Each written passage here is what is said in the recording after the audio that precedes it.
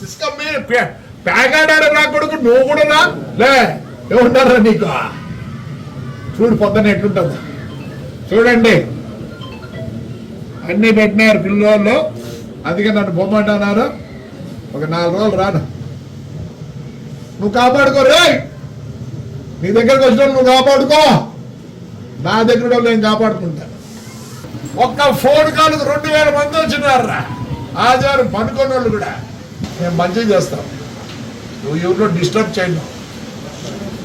ఇది నా ఊరు, నేను డిస్టర్బ్ చేయను.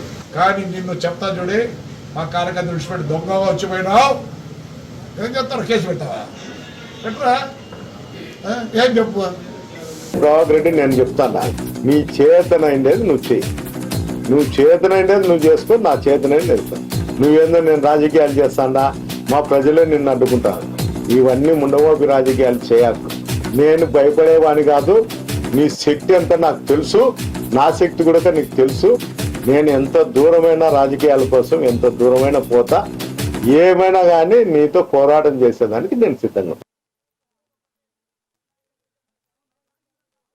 మాజీ ఎమ్మెల్యే పెద్దారెడ్డి వచ్చే సూచనలు కనిపిస్తున్నాయి.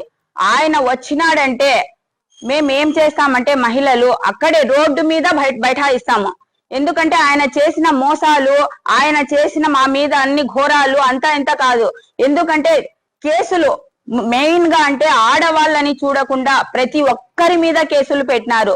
307 అంటే అటెంప్ట్ మర్డర్లు ఎవరైనా చేస్తారా? ఆడవాళ్ళు పోయి ఆడవాళ్ళ మీద అటెంప్ట్ మర్డర్ పెట్టిన దాఖలాలు కూడా ఎక్కడా లేవు. ఎందుకంటే మన రాయలసీమలో ఆడవాళ్ళ మీద పిల్లల మీద పోకూడదు అంటారు.